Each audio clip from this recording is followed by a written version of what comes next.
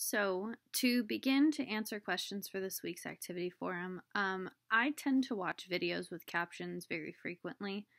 I find myself actually watching a lot of action movies or TV shows, and I find with these types of movies that the sound effects can be a lot louder than the dialogue most of the time. And it's because of that uh, I like to have the captions on so I can still understand the dialogue but not be, blown away by the how loud the sound effects are. Aside from movies and TV shows for entertainment purposes, I think having captions on for informational videos, for example, like any of the videos we've watched in this class, can be really helpful. In most cases, informational videos, the audio's of a really good quality.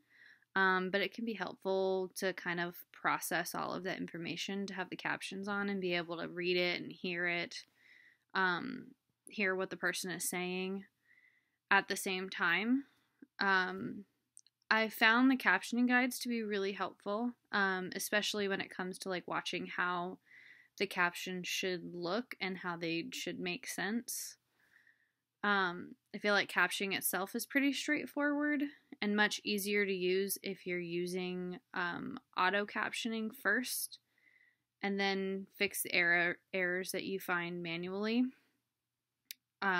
Really helpful on YouTube. I thought that was really, I've used it in a few other videos in the past.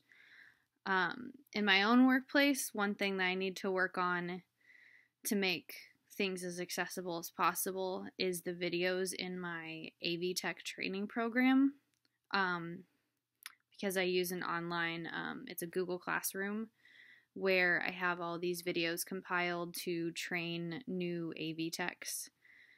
And none of those videos right now have captions on them, or very, very few of them do.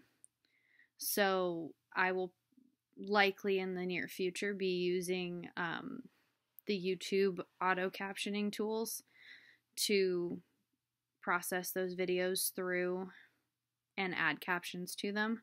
I found that to be the most helpful tool. In the past, I've always used putting them in manually. I use Adobe Premiere Pro to create a lot of my videos and do a lot of the video editing, and the auto captioning tool is on that one is not great, or it's not easy to use.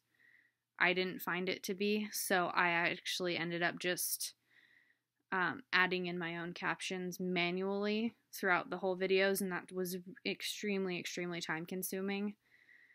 But now that I know more about YouTube's auto captioning tools, I will be using that to make the videos a little bit easier and a little bit more accessible.